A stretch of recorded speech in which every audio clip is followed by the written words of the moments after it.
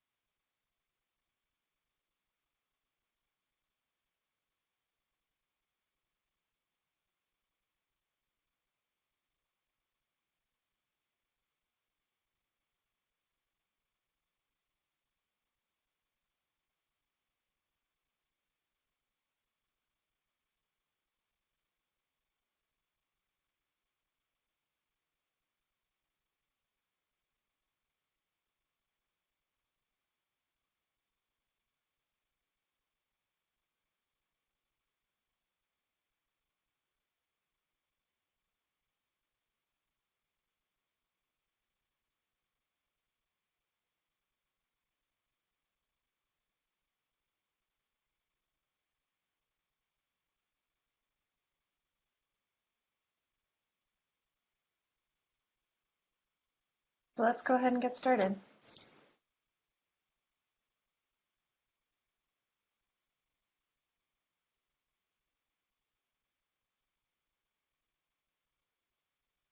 Welcome, everyone.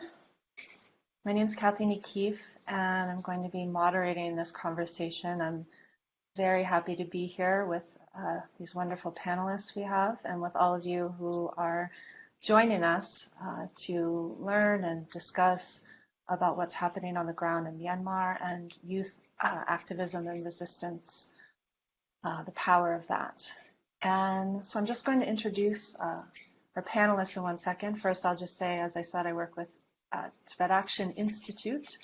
Got my start in the Tibet movement with Students for a Free Tibet back in 1998, so I'm especially happy to be here on SFT Live with all of you. And I'd like to first introduce Yasmin Ola, who is a Rohingya social justice activist working on advocacy, media, and building alliances with young people from Myanmar. Yasmin has worked on various projects, such as Time to Act, Rohingya Voices, exhibition with the Canadian Museum for Human Rights, the Genocide Learning Tool with the Montreal Holocaust Museum, and the anthology called I Am a Rohingya, where she published her poetry. She's currently completing her undergraduate degree in political science, and in 2021, just this year, she was named on the Feminist 100, the Gender Security Project list of 100 women from the Global South, working in foreign policy, peace building, law, activism, and development. Welcome, Yasmin.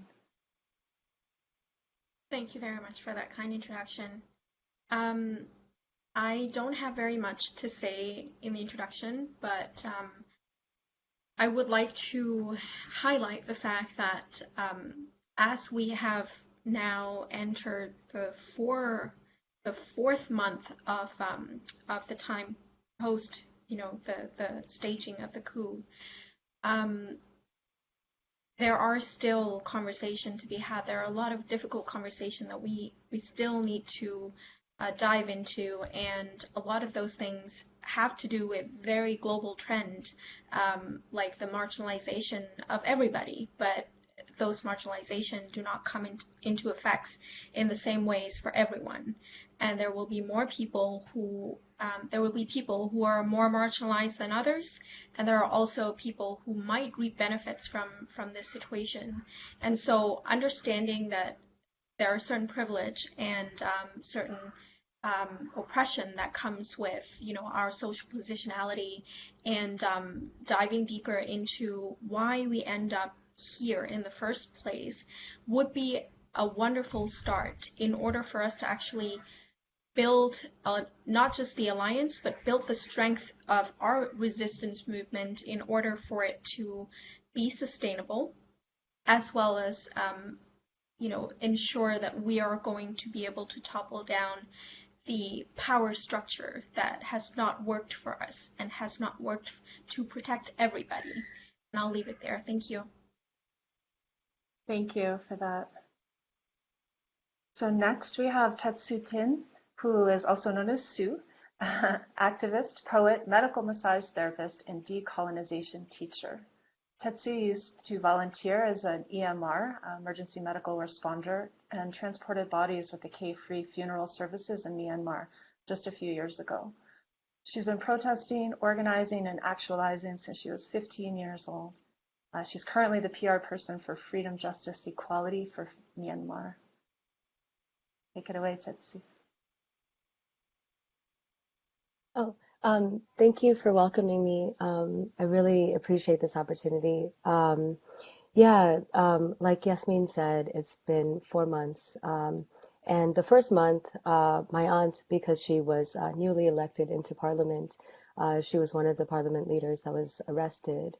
And then the next month, my uncle, who I volunteered with the free funeral service, since he told the military junta that he was against how they were treating the citizens and how they were killing unarmed citizens publicly, that they went and attacked his emergency services headquarters in Yangon.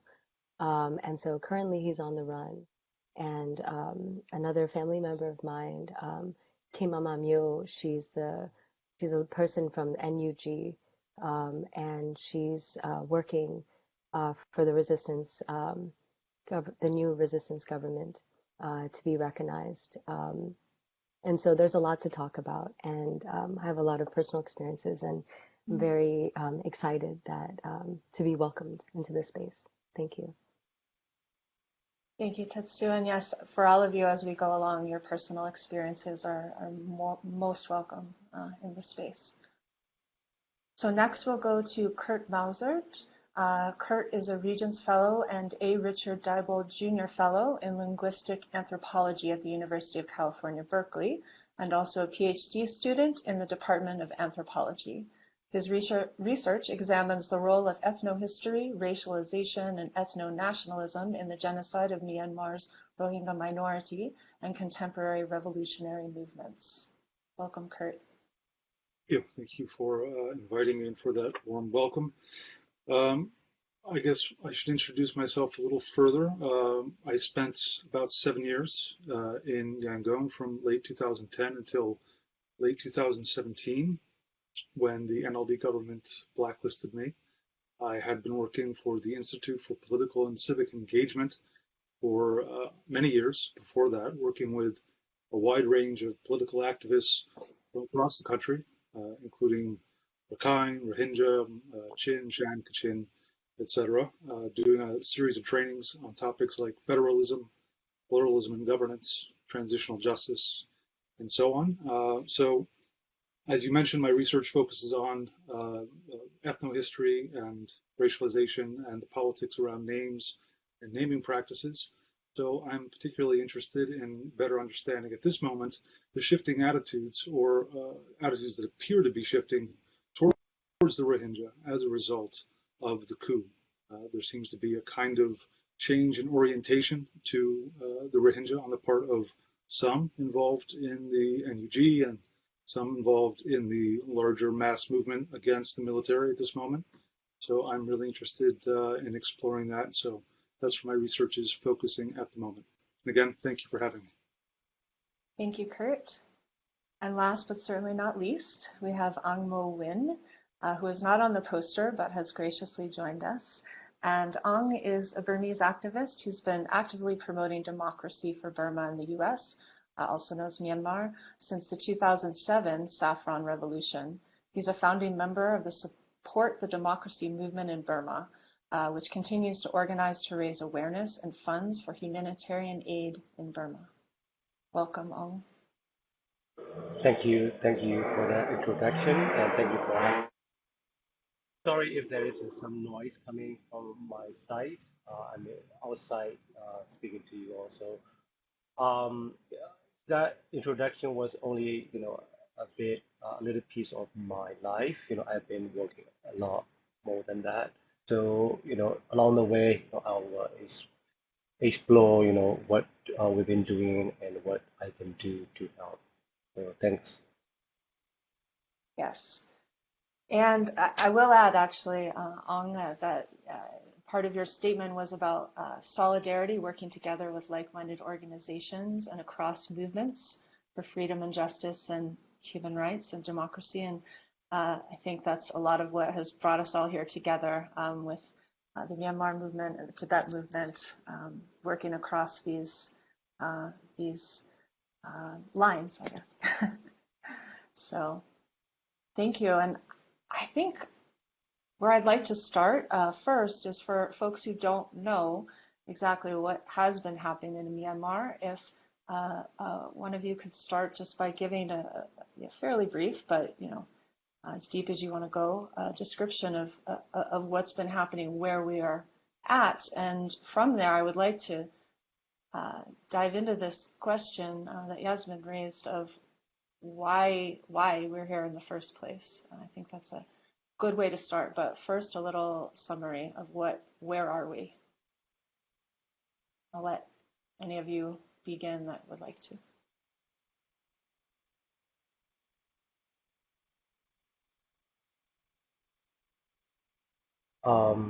I can start.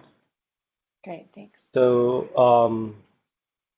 since the February 1st, it is very unfortunate to have another turn in history of Burma and the world, having another military coup happen in Burma. So it is very unfortunate. Before the coup, Burma was on its way for democracy. We have had elections in the past. We had a special election in 2010 and general elections in 2015 and also 2020.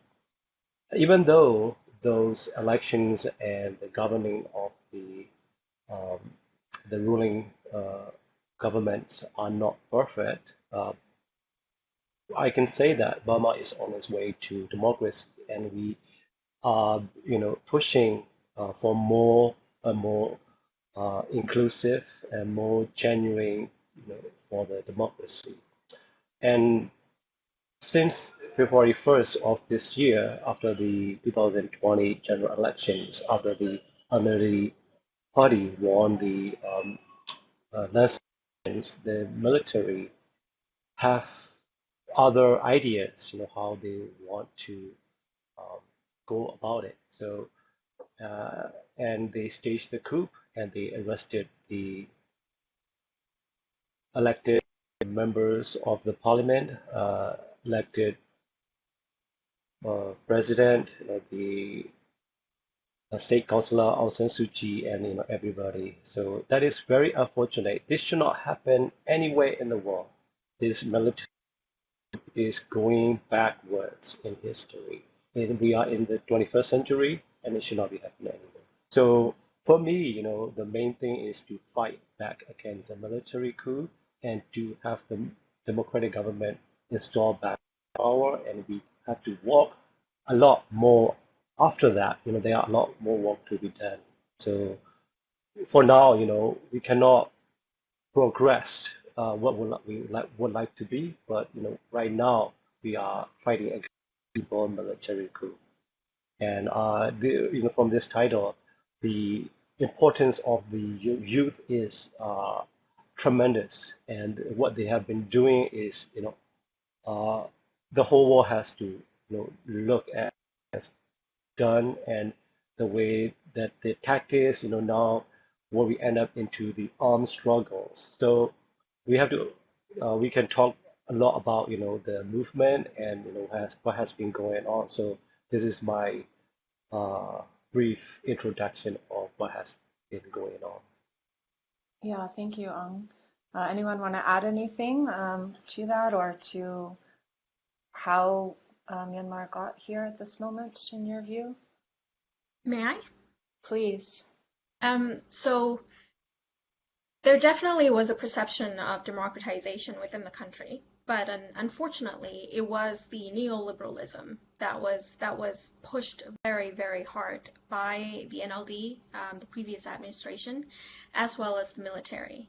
Now, that was done in order for the economic incentives to be prioritized over everything else, be it infrastructures, be it social security net, be it the well-being of the layperson within Myanmar. And what we saw from that was the perception of democratization of progress just within the economic sectors, which then went to further the emboldening of the generals and the military-owned enterprise, be it the MEHL, MEC, or MOGE.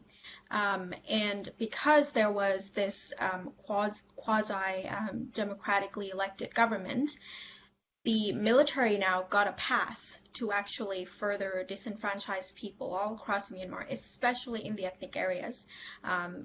Within the Rakhine State, there are many projects, many special economic zones that have been developed out of pushing people out of their own homeland in order to seize the lands, dispossess the land, dispossess the resources, and then, having foreign investments coming in. And now what the perception of democratic transition did was actually helped the military get more fundings from elsewhere, and sort of become legitimized in a sense as a proper institution that should exist within Myanmar. And there had been many meetings and many conversations that I've had with government officials around the world where they are reluctant to actually put out a statement or even basically be critical of the military institution within Myanmar, saying that they would have to exist. Unfortunately, there is no other way. We have to compromise with them, and that is the same stance that the NLD took, is to compromise with military. And unfortunately, as wonderful as it has been for Myanmar to basically have some sort of experience of a free country, it has not been the same for ethnic minorities, especially for the Rohingya, because we are basically the worst case scenario of what can happen when you actually let impunity continues. And that impunity is within the sexual and gender-based violence, within committing crimes against Rohingya and other ethnic minorities, within land dispossession, within disenfranchising people, their voting rights, putting them in the IDP camps to further one's own economic interest. And that was the core reason why the country sort of became what it is today. Unfortunately, as vibrant as our civil society organizations or movement has been, it has not been enough to actually address all of the core issues that comes with the structural and institutional problems and oppression by the military that sort of then painted the whole picture of what ideologies the country should have and who gets to stay at the top and demand things from their own people. So those are just some very brief concerns that sort of arise, and I hope that more people come to an understanding that this is not just a problem that exists within Myanmar, but actually something that happens all around the world too. Yes, thank you for that, for underscoring the neoliberalism and the real gradation among peoples, that structural problem, like you said, that's not just in Myanmar, it's around the world. But it's really great to see that broken down there for where we are now. Anyone else want to add to that? Go ahead, Tetsu. So I 100% agree with her. And to further add on, when I was in Kachin, There was a case where I had to pick up a woman's body who was raped by a machete, and like, you know, there was a lot of like struggle to recognize her and her ethnicity, because like the Myanmar military was doing a lot of atrocities more on like what they considered ethnic minorities in Kachin area, because they wanted um, jade for China, so they displaced a lot of villages.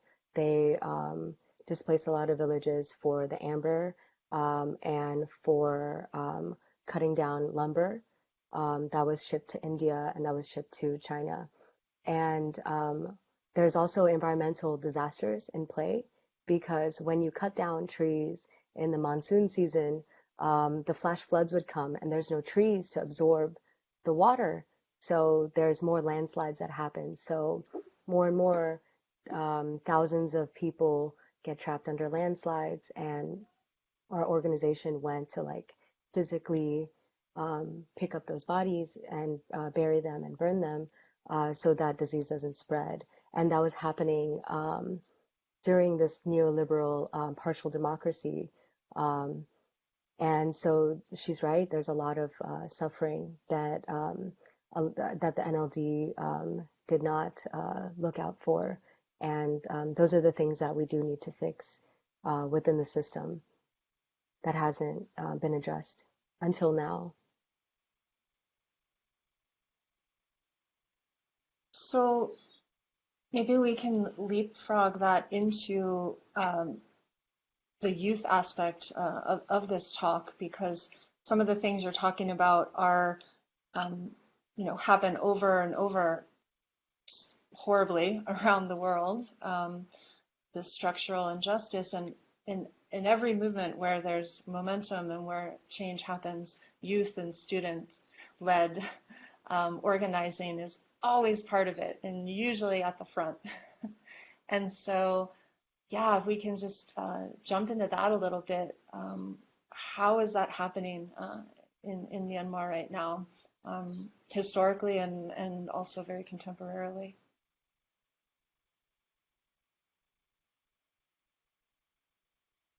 Was this asked to me, or sorry? To anyone, sorry, Oh, yeah. okay. Or you can if you like. Or We have ground team members, and a lot of them are Generation Z. And right now, to embolden the CDM movement, um, people are doing flash mobs, instead of instead of just showing up in a group. They just will show up out of anywhere, so that it's like harder for people to track. Um, and so that's going on. I'm also part you of just say briefly what the CDM movement is for people who don't know? the civil disobedient movement. The civil Right. disobedient movement is a movement that was started by Generation Z, and they basically were against the coup, and so they went and started to protest, and they were leading a lot of the ground movements. Um, and so, like, the reason why they were doing the flash mobs was because when there's large groups, usually wearing black, or like a black mask, um, that they would get arrested. Any people that gathered, if it was like more than 5 people that gathered, they would be targeted by the Myanmar police or the junta. And the junta is just sorry, I'm saying a lot of terms. Junta is the Myanmar military. And so what a lot of my ground team members would do is they would just show up in different areas, and just it's easier for them to escape and harder for the military to track. Great, thank you. Anyone else have some personal experiences or just experiences you're connected to with the youth movement organizing? If I may. Please. So when the 1988 the 8888 uprising happened. Uh, I was only 10 years old, and I was only fourth grader at the time. So, but I still remember vividly about what has happened. It is very unfortunate, turn of the history as well, when the military staged coup, and it is horrible, horrible experiences happened at the time. I still remember, I marched in some of those rallies and went to listen to the speeches, So, and also there has been people try to block off their villages, streets, to ward off the military coming in and try to deter the, uh, how do I say, to incite, the chaos when that happened. So that was my first-hand experience of the 1988. At the time also, when the 88 happened, it was led by the students, the young universities who started the movement, and also this time around, the young educated, the youth has also started the movement. When the coup happened in 2000 February 1st, the this, there has no protest on the streets. They only came out after after the 6 days of the coup, because people were in shock. How to respond to the coup. They never thought that the coup would ever happen, and after 6 days, they started to organize and came out on the streets. That is started the whole movement has been going on. We have seen a lot of Generation Z youngster came out on the street with various creative ways to protest. So it is stay going strong, and it stay happening every day in Burma, even though there has been arrests, there has been shootings and tortures, and all these horribles. The movement is still going strong and moving on.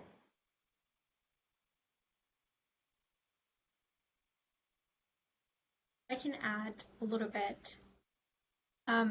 So I think it is important for us to actually also note that 70% of the population of Myanmar today did not witness what happened in 1988. 70% are young people, very, very young people, mostly Gen Z and millennials. And there is a lot to say about our current access to information, or at least prior to the coup, where we are able to access more information, and we're more, I would say we're a little bit more critical than our forefathers or our ancestors, who relied on the state media or the analog type of media, that be it the radio or the television. And it is a little bit harder to be critical in that sense, because you're not presented information from all sides. You're not really given the perspectives that you need to hear. You're just hearing things that the power elites want you to hear, and that is something that has been the difference, I would say, between what happened previously in the resistance movement, as wonderful as it has been for them to actually pick up the piece of work and started to resist and started to fight back against the status quo. Unfortunately, they did not have the support of the access to information, or the access basically to the rest of the world, to draw the attention to the situation within the country. And I think that part of the reason why Myanmar military is so reluctant, as terrible, as horrendous as the arbitrary arrest, the torture, the killings, the massacre have happened. Thousands of people have already died. As horrendous as that is, there is an element of reluctance from the military right now, because they know that we have access to, the rest of the world. They know that if they actually go full blown, doing things like they did to the Rohingya, or doing things like they did to other ethnic minorities, they will not be able to get the endorsement or have the protection that they have right now, through regional mechanism like the ASEAN, or other nation states that are still supporting them. And this is, I think, the flaw of capitalism, that the military is so reliant on the PR, the image, of having legitimacy in a way, and there isn't really a lot of expectation in terms of like what power structure could be legitimized in the world today, because there are a lot of dictatorship all around the world, and unfortunately that is one of the problems that we're tackling with.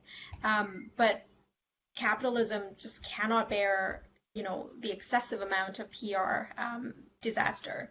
And I think the coup had been a misstep for General Min Aung Hlaing in a way, because he did not really consider all of the downfall, or all of the backlash that would come from the public, and from the milk tea alliance being a lot more consolidated now, and the understanding that people are actually starting to understand and connect the dots between different regimes that are currently abusing their own power, their own people, and exploiting them in order to get their own personal gains. So connecting that with the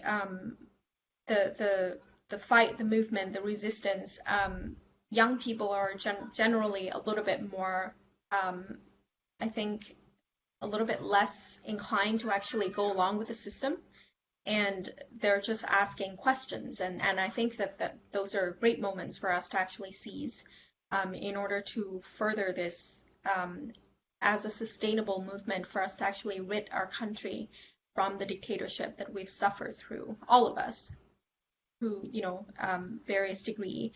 And one thing that I want to also highlight is that in the 88 generation, the Rohingya were also part of that movement. And, as much as we've been victimized and are only portrayed as victims, we are also part and parcels of this country, and have been for a very long time, since the independence. And the current coup kind of is an embodiment of that. The resistance, the civil disobedience movement is an embodiment of that. There has to be a coalition, there has to be collaboration from all sides, from everybody within the country, and understanding that we don't suffer the same way, but we all suffer in the end. It is a common ground to draw on, and helping us to be able to bridge the gap, and tackle the ideology of divide and conquer that has colonial roots, but also has been heavily emphasized and used within the military tactics in order for us to not be able to consolidate our power as a people, the willpower of the people, to be able to topple them and get rid of them entirely. Yes, thank you for that. I was watching actually a video on Al Jazeera that you were on, Yasmin, and they were showing Rohingya folks in refugee camps that were doing the three-finger symbol after the coup in solidarity. And that discussion around that I found really moving.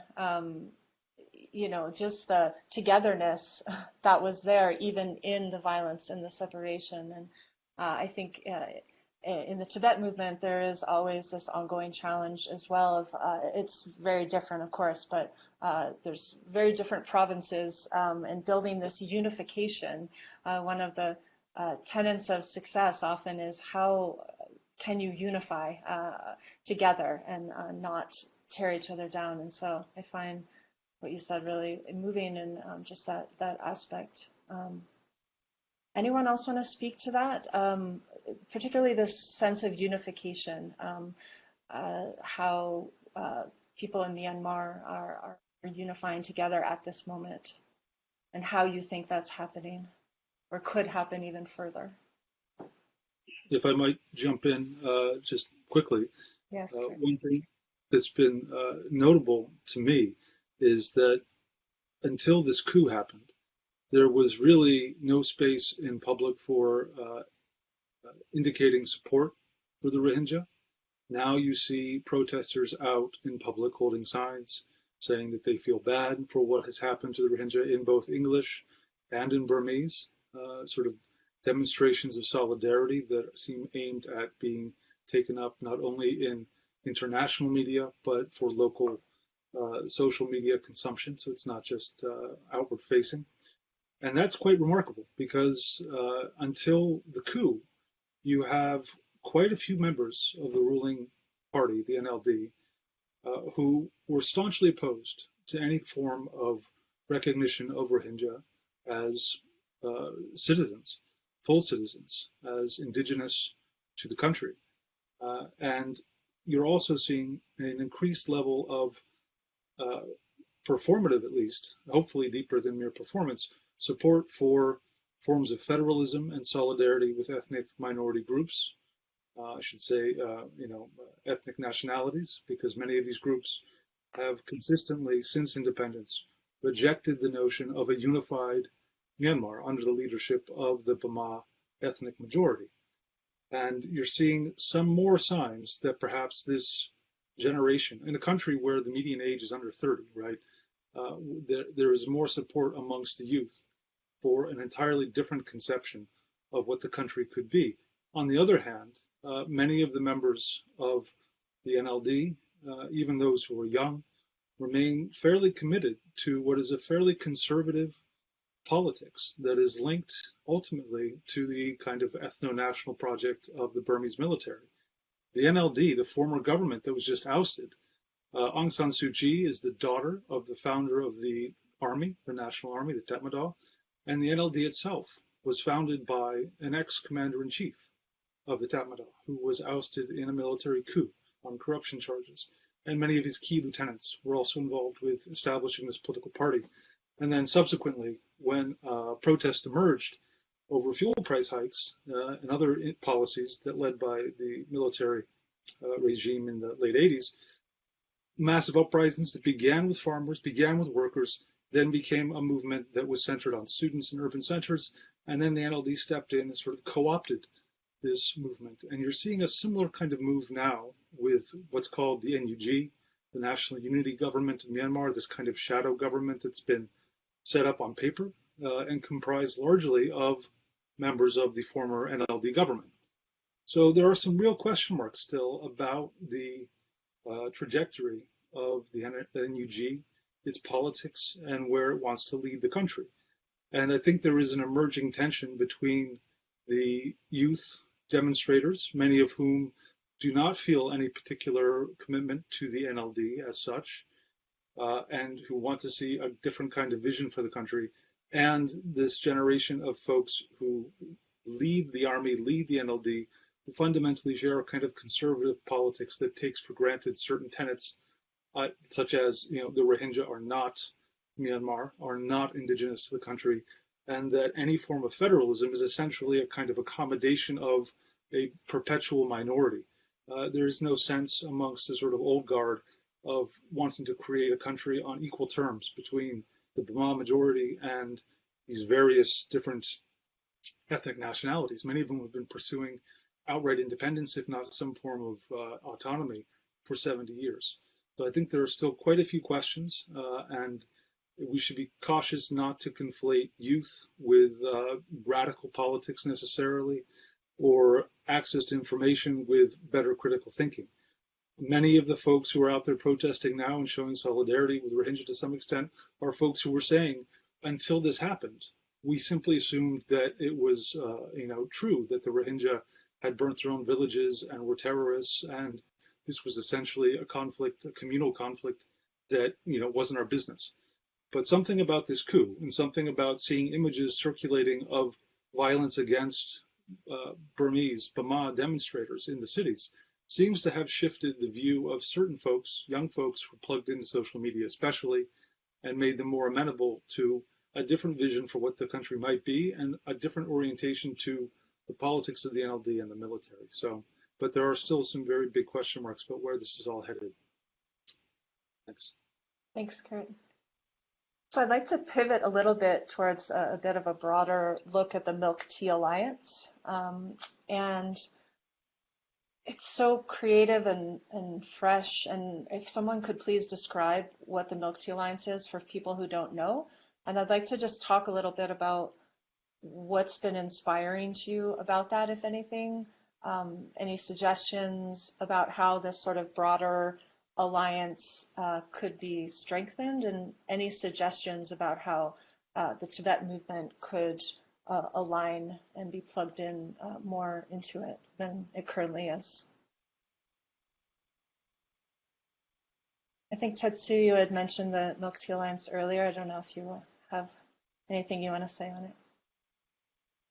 Yeah, no, I think that solidarity is really important, especially because the Milk Tea Alliance, a lot of countries within that, within this group, have been taken advantage from by the Chinese government and also Russia. And so, you know, I just want to separate the Chinese people from the government. When I speak about that, I'm not saying anything against the people, just the governing policies. So I think that that is very powerful to see this type of solidarity. I think amplifying the need of the people of Myanmar and the struggles is very important. So yeah, I mean that's all I wanted to say. Almo, did you want to say anything? Because I know he's been doing the Milk Tea Alliance a little bit more than I have. So Great, thank you. Sure. So yeah, as Dasu has mentioned, the solidarity among the Asian nations that has started, from countries like Thailand, Hong Kong, Taiwan. There has been there was an online movement that has started after there was some sort of disagreement over the use of Hong Kong as a own country, and by one of the Thai actor, and then the Chinese citizen, net citizen, started attacking him because he started using Hong Kong as a country, and then the activists, net citizens from Taiwan, get involved, and it became a solidarity movement among these three countries that are, how do I say, to defend, their right to speak up, on the internet space. That movement has evolved into not only these three countries that are speaking, against for the freedom of speech, and it became a movement that to fight against the authoritarianism, the imperialism, what has been going on in Thailand, the monarchy, the absolute power system like China has. They are trying to uh, control the whole Asia Pacific region, and that movement has moved beyond, Asia, and that has came into the Western world as well. In New York City, I have been involved with organizing some of the Milk Tea Alliance rallies and marches, and some of the in other countries as well. So it is great to see that, this solidarity and having combined power, that to fight, the powerful, Chinese government.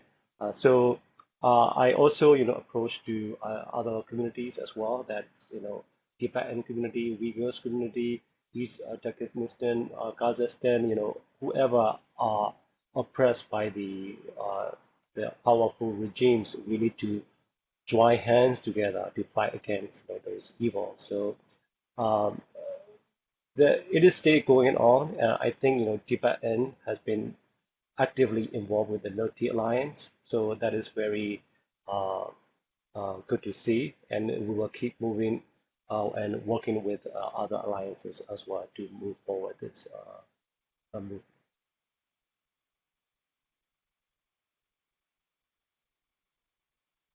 If I can just add a little bit of the origin Please, of yes. the Military Alliance.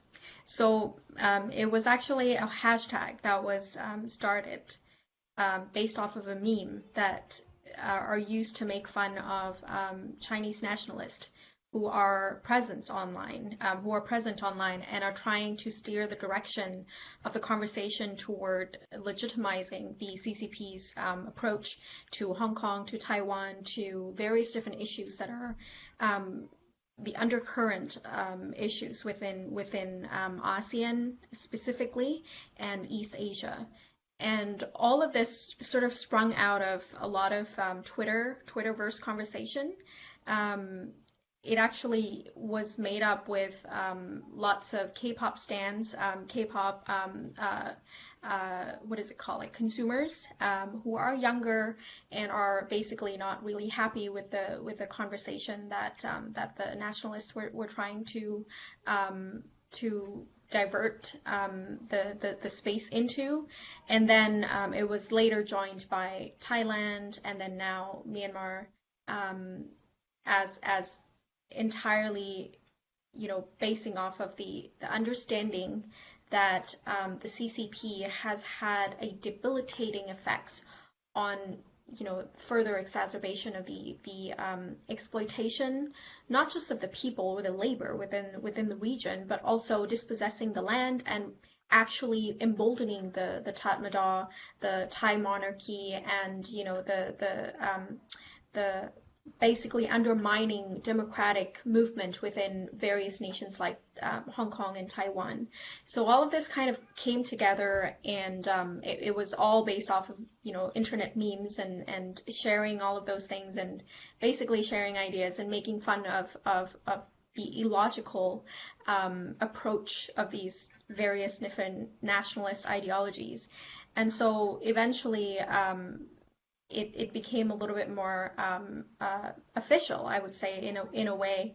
And people started to understand that connecting various different authoritarian regimes together help us to be able to build better alliance, and understanding that we're not the only ones suffering, and it has a validating effects in a way to further strengthen us, and knowing that we're not alone is a really important part of this. And like Aung Movement said, that it has expanded, and now there are many more nations, basically many more nation states based multi alliance that sort of joined the movement. And I hope that people understand that it's not just now an internet movement, it's actually now a physical movement where people are starting to form protests and do more advocacy together, rather than doing it exclusively on their own. So I hope that it will become something much more powerful than it already is now, and we would be able to then leverage it in order to basically fight back against the system that is global and that has been exploiting all of us in a way. Thank you for that background. Yes, go ahead, Tetsu. So this Saturday, oh, sorry, I had to unmute myself. Mhm. So this Saturday, there's a Hong Kong protest against China, and to also remember Tiananmen Square, that massacre. And they're doing a protest in front of the Lincoln Memorial, and it's a Milk Tea Alliance event led by the Hong Kong team. And after that protest in the Lincoln Memorial, a lot of people are going to join the protest that's happening in front of the Myanmar military attaché in DC. So that's a live example of what's happening in 2 days or in a day. Yeah, in a day tomorrow. So yeah, I just wanted to add that. Great. Anyone else know of any other protests happening? We can take a little protest announcement break. I know that there is a global movement of this, so check your local organizers. I know that the Military Alliance protests or the Hong Kong protests will be happening all around the world. The same way that the Burmese protests will actually also happen this weekend on June 12th. So just check in with your local organizers and see whether or not they're,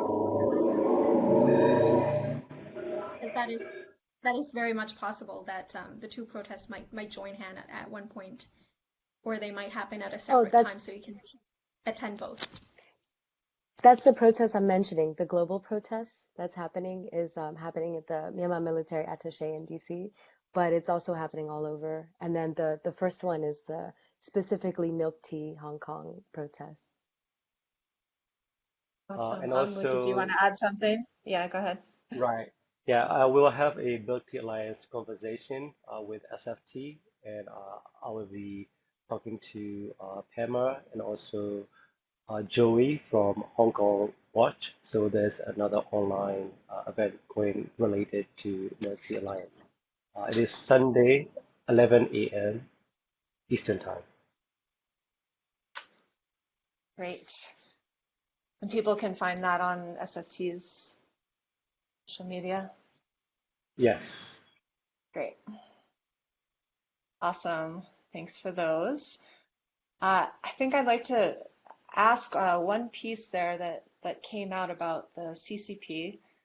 I want to ask, this is a big question, but in Tibet Action, we talk a lot about the Chinese government's real push to change global norms around human rights, around technology, lots of things. And do you all think that this authoritarianism that the CCP is really strong pushing had an impact on specifically on the junta coup that just happened?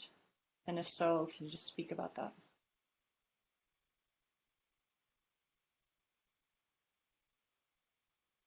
You're shaking your head, Ong, or yeah, Tetsu, you want to go? Either one of you.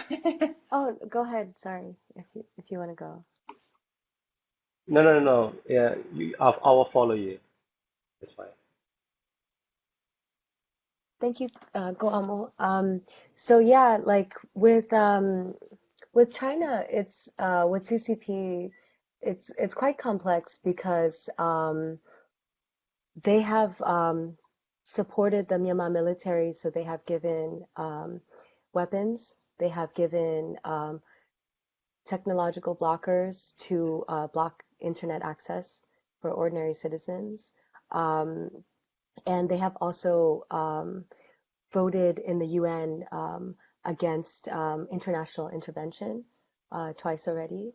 And so that's because it's very profitable for them to have a disenfranchised country that's on the brink of civil war and revolution, because it's more strategic to have access to the Indian Ocean to cut through Myanmar. So they have been attacking a lot of like ethnic indigenous villages all around to get their railroad across so they can have access to have like cheaper access to goods like lumber, to have like cheaper access to gas. And they have also worked in solidarity with MOGE. And so there's a lot of fingers that the Chinese CCP has in benefiting from our suffering. And yeah, so go ahead, go on. Um, there are, a lot of, as Desu said, a lot of hands involved in, or, the Chinese hands involved in the region. They try to grab whatever they can, from Burma. And a lot of the Chinese government is the biggest investor in Burma. Whenever the West has sanctions against the military, the Chinese government is there to help, to uh, prop up the economy, and China, CCP is taking full advantage of it. So this time around, also, the military coup happened, and the country is in full chaos mode. And the Chinese government has been given some of the bigger projects. They are signing new projects or restarting the projects that paused under the government. So some analysis, saying that China doesn't want Burma to be in this situation. However, when the Burma is in chaos, the first country that is taking full advantage is the Chinese government.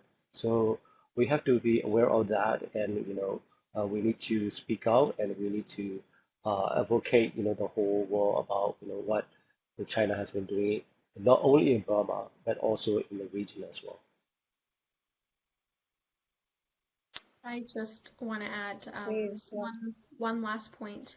I think that when we talk about the CCP, we definitely should dive into the economic interest and the corporate responsibility part, because with the various mass atrocities that happen all around the world, specifically one that have genocide determination like the Uyghur genocide or the Rohingya genocide, it all goes back to how various authoritarian regimes, in this case the CCP, has actually manipulated and exploited the people, the land, the resources, to gain access, to gain more materials, or to build pipelines, railroads, like Mathet was just talking about.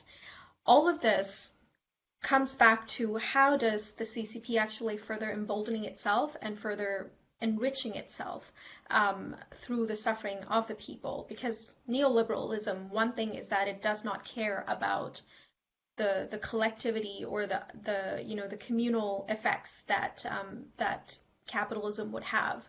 It just pushes for economic prosperity, and what that economic prosperity is how rich can the top 1% get?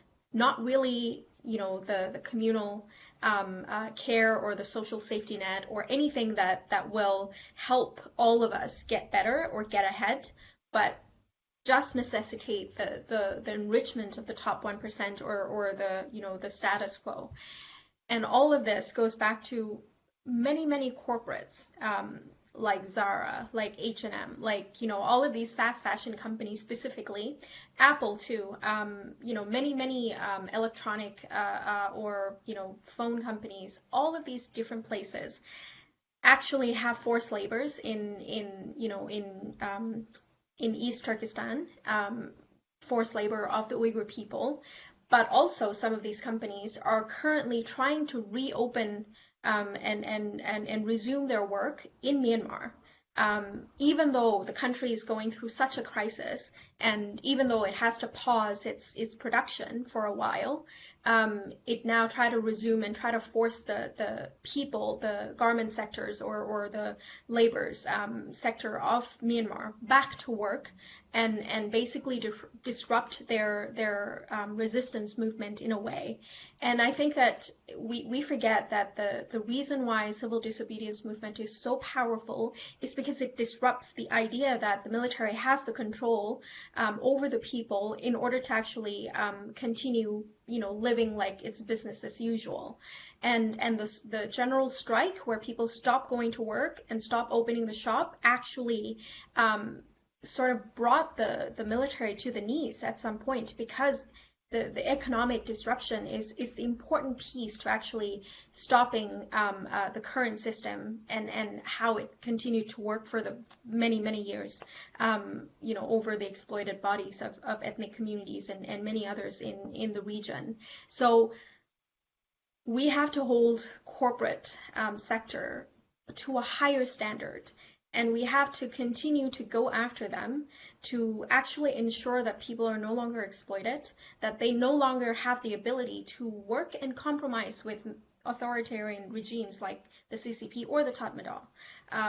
Actually, hound them to not work and supply the blood money to the authoritarian regimes.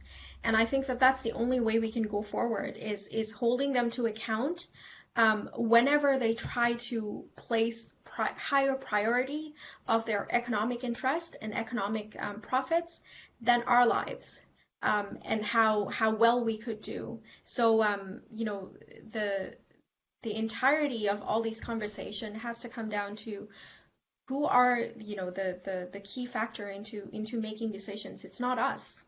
We never asked to be in this position or asked to be in this situation, but because of the downfall and the flaws of capitalism, we are put through this situation where our democratic rights are taken away, and many of our human rights are compromised.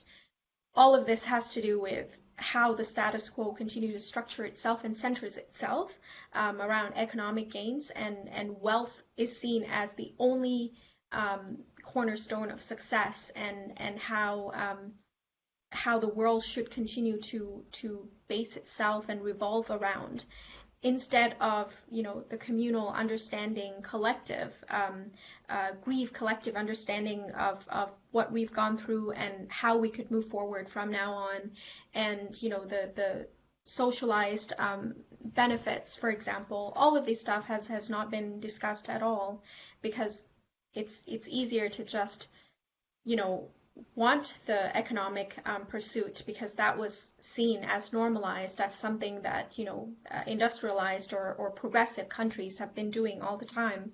But we have to come to an understanding, like previously was mentioned already in this panel, where we cannot just talk about democratization or federalism as if it's going to be the silver bullet to all of our problems, but actually we need to sit down as a community, having consensus-based discussions of why we are here and where we want to go, and how we can protect each other, one another, from all of these different debacles of capitalism, neoliberalism, and all of the faults and the flaws of authoritarianism.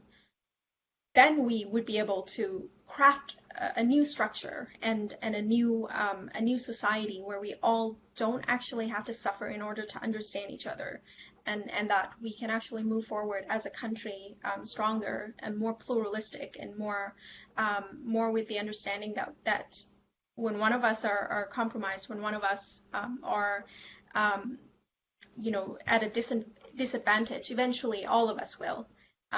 So it would be important to highlight those things and draw it back to why the CCP is so successful in almost trying to conquer all of these areas. And it's the neo-colonialism, right?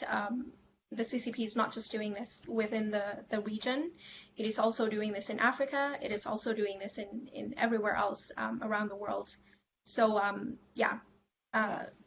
understanding that is important.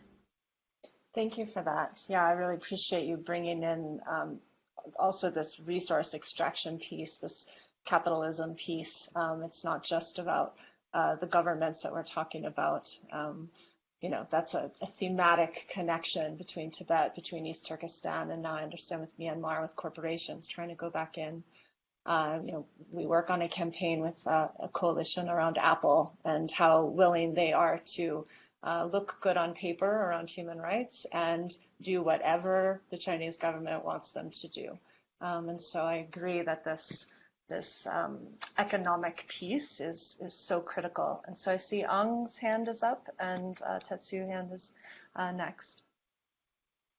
I just want to say thank you, Yasmin, for pointing all this out. So it is all very important to understand the bigger picture why we are here today, and as well as she also mentioned about the CDM movement has brought the military into its knees. However, to sustain that is very, very hard. That's why we are doing fundraising to raise funds and send back to Burma, to those who are participating in CDM movement, because they are not going to work. They need the support. So whoever listening to this panel, this live broadcast, please consider helping as much as you can to support the CDM movement in Burma. And also, what I heard about that is the Chinese CCP government is also concerned about the CDM movement. That if this CDM movement has ever happened in China, this will also bring down the Chinese government. So this is a very strong movement, and I think we all should get behind. So thank you so much. Thank you, Aung. Thank you, Goal and Nyamale Yasmin. So I just wanted to add, also 70% of the Myanmar military income comes from gas, and that is directly related to Chevron. And so we've been doing a lot of pressuring, and one good piece of news is that we scared the lobbyist, Craig Hall, out of taking his picture away from LinkedIn, and they changed locations in DC. So they had their office and they changed their locations because we were protesting there quite often. And so this grassroots movement is very powerful outside and inside Myanmar, and that's very necessary. And we've also been doing a lot of like fundraising for CDM movement, and a lot of people need that because especially I just spoke to somebody in Bago, and she faced a lot of atrocities, and a lot of people within the CDM movements, especially the young Gen Z, if they are on the run and the government, the Myanmar military cannot catch them, they will ransom their family members, and they will kidnap them. And so it's very important to provide like food, bulletproof vests, like that's what we've been doing, and sending shoes so the CDM members can run, because I don't know if you have seen this, but there's a lot of pictures of bloody sandals, and so we were sending shoes, and like, so there's so many groups out there that have been fundraising, and anyone who's listening, the CDM movement, we really do need your support, and we thank you for supporting the people's revolution. And yes, like this, and it is scaring the CCP government, and good, I'm glad. So just wanted to add that.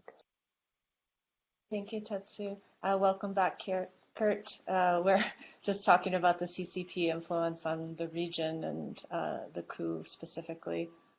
You had anything to add? I do, yeah. I think it's one thing that we as those of us who are American citizens could be doing is to be pressuring the Biden administration to take a stronger line in this whole issue. So far, I've been deeply dissatisfied with the Secretary of Anthony Blinken's line on this whole issue, and the sort of lack of spine, really, from this administration to challenge China over what's happening in Myanmar today. I think a practical measure that could be taken would be to ensure that these kinds of direct monetary support for people who are participating in the civil disobedience movement, to make that easier to do, to facilitate that. The U.S. has enormous leverage over the bank accounts, for example, held in Singapore by wealthy families connected to the Burmese military. A lot of the money that the military has is held in Chinese bank accounts, and obviously there's less leverage from the U.S. side over that. But we do have levers to pull. And I understand that there are steps being taken quietly, but there's a kind of unwillingness to act openly because this is all unfolding on China's doorstep, and so it's highly sensitive with everything that else is happening geopolitically. But ultimately, I think the U.S., to the extent that they should have any role in what's happening there, which should obviously be very limited, you don't want to repeat mistakes that the U.S. has made throughout modern history, but certainly to facilitate getting direct support to those who are participating in the CDM movement would be a pretty simple step to take. And I think it would involve facilitating flows of money into the country through perhaps unofficial ways that might require suspending some normal rules, but would have a huge impact on the ground. And I think that that's something that the U.S. government and the State Department has been reluctant to do more openly for fear of provoking the CCP, and I think that's a mistake. Thank you for that addition. Yes, multilateral action. That's the call of the decade, but certainly very currently right now. So I want to pivot just a little bit to some tactical talk, because I know for myself, I've been very inspired by seeing so many tactics that are being used, in addition to the street protests that people are seeing, but the acts of non-cooperation, non-compliance, labor strikes, government workers, truck drivers, healthcare workers, teachers, just walking off the job in like huge numbers. The slow down, driving cars slowly, pretending like your cars are breaking down in great numbers, pot banging, wearing red, all these hashtags online, social media posts. It's just been truly inspiring, and it's the same as in Hong Kong as well. The youth there in particular created hundreds of new tactics that were very Hong Kong specific. And so I guess in the Tibet movement, we often study and strategize a lot about these, certainly protests, but those, unless you have lots of people, can be very high risk, or even when you have lots of people, are very high risk. So just thinking about these more widespread participation, non-cooperation tactics that, as many people have said, have brought the country to a standstill, brought the junta to its knees. I just would love to hear from you all your views on these, and in light of recent crackdowns, how do you see the role of these non-cooperation tactics moving forward, and for just movements in general besides Myanmar?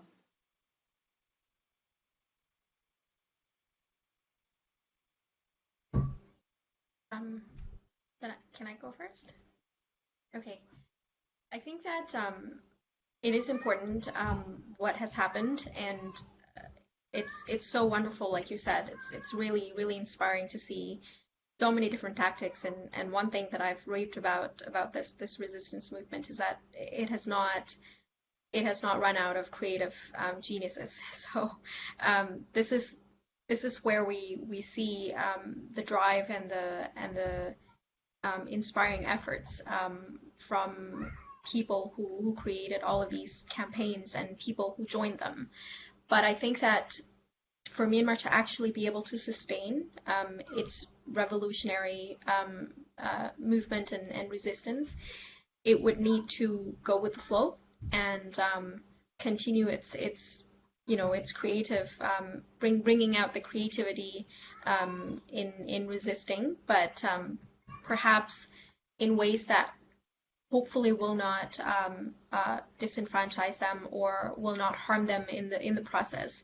And like Matet was talking about, it was the flash mob right now where people are starting to not organize so clearly, but come together anyhow. So there must be there are ways to continue the movement without compromising their safety, which is the most important element, I would say, because without the people, there would not be a movement. And so understanding that and continue to work around, whatever restrictions come about, whatever, whatever arrest, whatever, um, oppressive tactics that the military come up with, they would not be able to keep up with us. They would not be able to keep up with the protesters, and that's one leverage that we already have. And so continuing to do what we do, and like all of the panelists was speaking about, the support from outside is extremely dire, and there are many ways to actually help strengthen the civil disobedience movement through Mutual Aid Myanmar. That's one website that you can go onto and donate, and continue to speak with us, continue to connect with the movers, resistors, and protesters from the country. Many of the panelists today will have connections to those on the ground, and just support us in any way, shape, or form that you can. That would be extremely and tremendously helpful for this movement to be able to continue, however it might look like. Do you want to say that website again, actually? It's Mutual Aid Myanmar. Mutual Aid. Mutual Aid and MYANMAR. .com or .org? I think it's .org. .org. Okay. Yeah. If you search on Google, I think you'll find it. You'll see it. Yeah. Good. Angmo, I think you have your hand up. Yes. Would you like to go? Yes. Yeah, it is very important to continue the support, and we in every local cities across United States, we have been holding these fundraising bazaars, food fairs that has been going on every weekly basis. If you look up onto some of our organizer pages, we usually post those events in different cities happening in New York City. This coming Saturday, we'll have another fundraiser event in Queens, in Elmhurst, Queens. So we'll keep posting all those, and if you are in the area, please go to their events, have a delicious Burmese food, and at the same time, you are supporting the cause. So that is very easy way to support in your local communities. So we'll keep fighting, from outside and inside. We every day the people are coming out with different tactics that to resist the military coup. Even though they staged the coup is not successful yet. They cannot control the country fully. There are been Cdm movement in every sectors, in every part of the government. So we need to keep fighting, and the courage of the people of Burma is incredible. Even though they are being shot at with machine guns, RPG, snipers, even like they are in the war zone, people are still coming out to resist this government, which gives us hope. The people of Burma are willing to sacrifice their lives to get a democracy back in Burma. Even though we have said it is not a perfect system, but it's much more workable. We can have debates, we can have elections, So we need to keep fighting for the democracy in Burma and keep supporting to get back on their track. So keep supporting, and we'll keep fighting.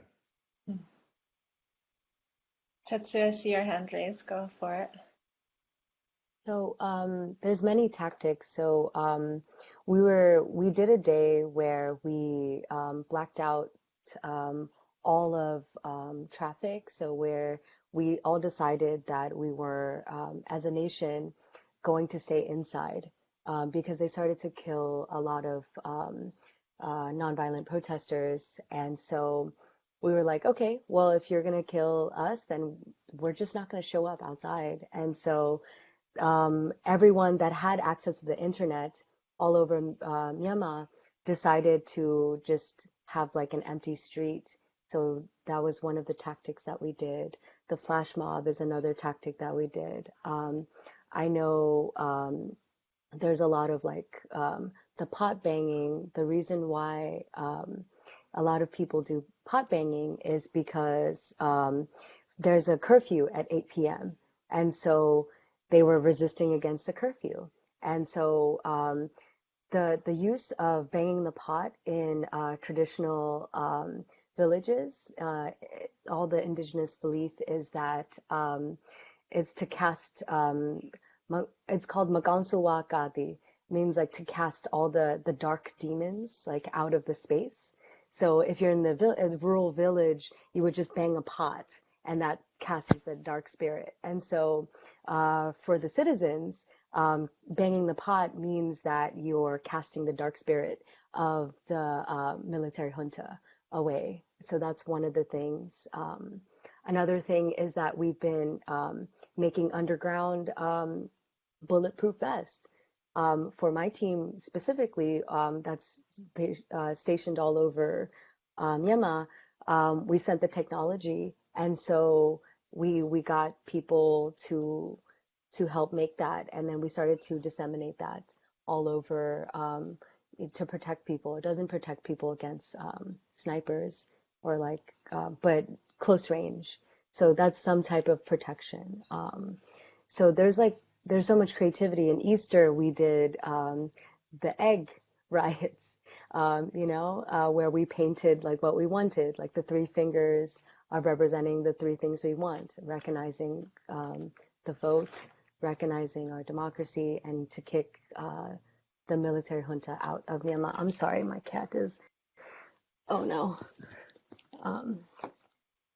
Uh-oh, did I? No, you're good. Okay, Cats are she just welcome. like, she just keep on stepping on my stuff. I have 5 cats, like all over. Okay, apologies. Thank you. Yeah. Thank you. Kurt, did you want to finish that one? Go for it. I just wanted to add that aside from lobbying extractive industries that have been in Burma for many decades, that's super important, super effective, and everyone should support that. Facebook has notoriously had a huge role in fueling violence, genocide, certainly hateful sentiment, and it's been documented that it's been used by the Tatmadaw for its own propaganda purposes. And they've begun to take steps to try to clean up their act and purge the military. But certainly the multi-billion-dollar founder and part owner of that company could be stepping up in a big way to help fund people who are losing their livelihoods over this. And it's not to say that Facebook is responsible for the military coup or anything, but they could certainly take a big step towards supporting people standing up against the military that they gave a platform to spread misinformation, hate, and lies, and to use as their own kind of propaganda platform. So I hope that both the U.S. government, citizens, and others activists will step up and put some pressure on Facebook as well to step up here. Thank you, Kurt. Yeah, let's just stick with that tech piece for 1 minute, and then we'll wrap up. We're coming close to the end of our time together. But I wanted to know if any of you, and if you don't, that's okay. But in reading about what's been happening in the last 6 months, there's been periods of internet blackout, right? The junta has cut people off in that way, and also, Apple blocked some updates of VPNs that people were using to organize, and so also in Tibet, right, organizing on the ground. Communication can be very difficult and very risky. And so I just wondered if you know of or can speak to any creative ways, any of you, that people have been using to surmount this kind of obstacle.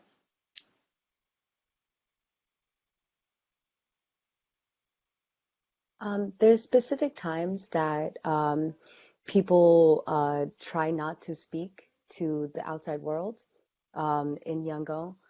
So if they're speaking from like in the daytime, then the Myanmar military does track and will follow your IP address over. But if it's during like the nighttime at a specific time, then they tend to not track. So there's these little secrets that people use to communicate with the outside world. Sorry, I can't be as forthright because that needs to stay Of secretive. course, of Yeah. course. Yeah. Yeah, no, that's helpful. Creativity in all ways. Lots of folks have switched to Signal, end-to-end encrypted platforms like that, and that's definitely something that anyone who's watching this, who's interested in communicating with folks there, should consider using. It's more secure than many other methods. Thank you. Uh, Yeah, and and yeah, and also, yeah, we know that there are a lot of Burmese resistance movement has been using Signal, so that is very a good step forward, in securing our the communication channel inside and out. Whatever we want to talk about the sensitive issues, where we use the Signal to communicate, and also what we've been hearing is the military government will start using the white list, that is, to control the whole internet sphere. So when they started implementing whitelists inside Burma, it will be very difficult to communicate or what, and also people inside Burma will be very difficult to send their information what has been going on. So we need to think hard, how do we suppress that the white pages that they are going to implement. So we need a lot of help on that front to overcome that.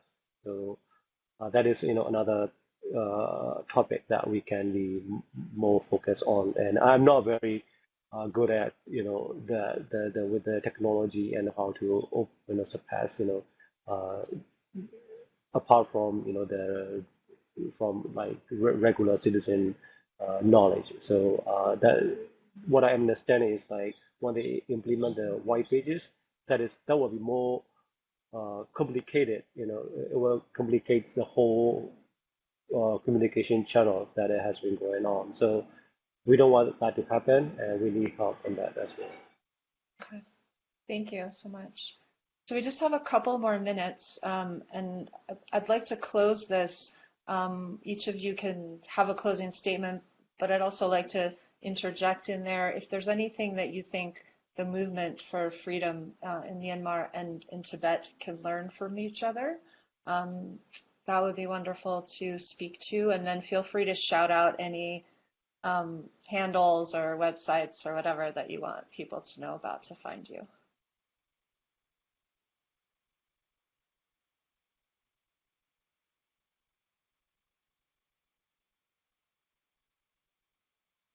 I'll go ahead since I don't want to take the last word.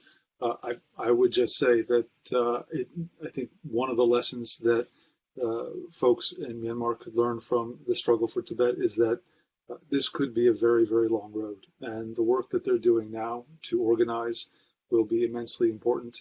But it's also wise to be prepared for a prolonged struggle, given that they're up against not just domestic concerns, the Tatmadaw and its interests, but a whole set of geopolitical concerns that are much, much bigger than Myanmar itself. So uh, prepare for a long fight.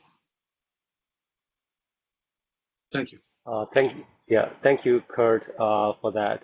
We can learn a lot from what Tibet has gone through, and for me, I have worked with the SFT since the 2007-8 years.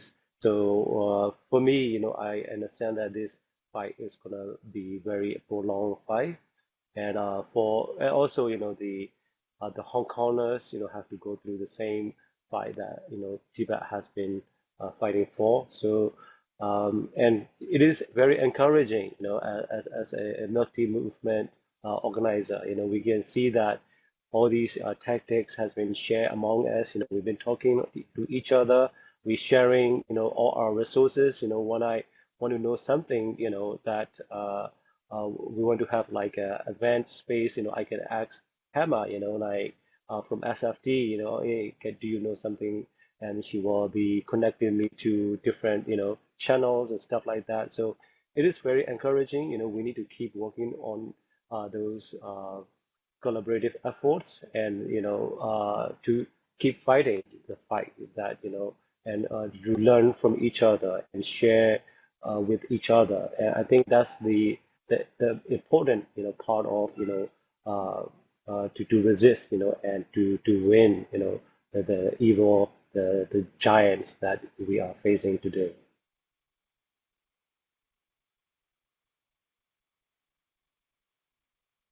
Thank you for that.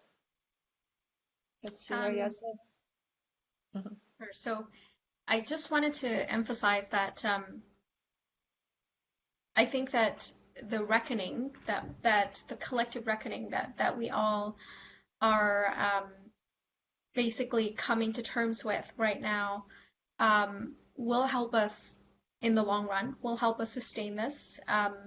If we continue this resistance movement wherever we are, against whatever regimes that we're fighting against, empathy would be an incredible factor that we need to keep in mind. There will need to be listening all throughout this entire process. And as we listen to each other and understanding each other a little bit more, and employing critical analysis all throughout, we would then be able to weed out, the reasons why we end up here and how we can move forward together. And that is the strength that we can draw from each other, be it the Tibet movement or Myanmar movement or the Military Alliance as a whole. We all suffer, but suffer to a different degree, like I previously mentioned, and we we are not suffering through different regimes at all. We're suffering through connected regimes, and these people, the impunity only breeds impunity, right? So the various different authoritarian entities are working together in a way, in one way or another. So we're not just fighting for our own cause when we fight against these different entities and the power structures. We're fighting indirectly for one another. And I would continue to kind of relish in this sort of thought process where our movement is not ours alone, and it extends to other other groups of people as well. And when we get to victory, which is when we're all liberated, we're not going to just be celebrating alone, because other people will also continue to reap the benefits of that as well.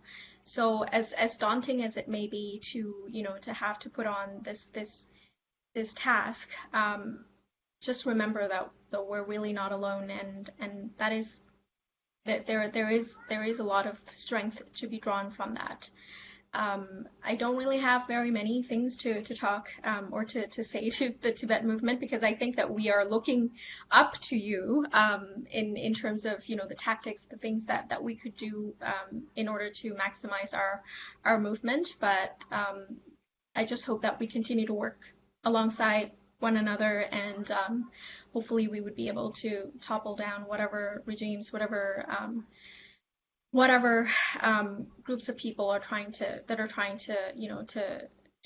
block us from the liberation that we deserve.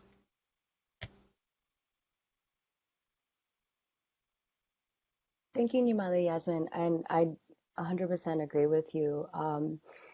And I would like to add that we all work with each other. So how the civil rights movement in the U.S. started from looking at India and Gandhi, and for me specifically, I would like, once this revolution is won and once people are liberated from the Myanmar military junta, there needs to be some type of truth and reconciliation, similar to what South Africa has had, so that we can celebrate each other's differences and also be accountable for the different inequities that have been taking place within and the faults within the government that has been happening for 5 years.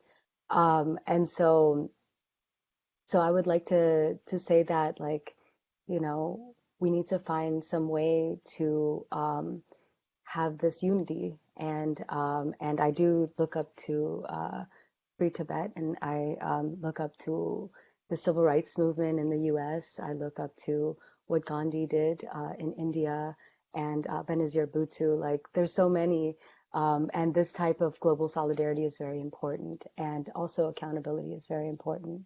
Um, and yeah, I just want to plug in that my team is called Freedom, Justice, Equality for Myanmar.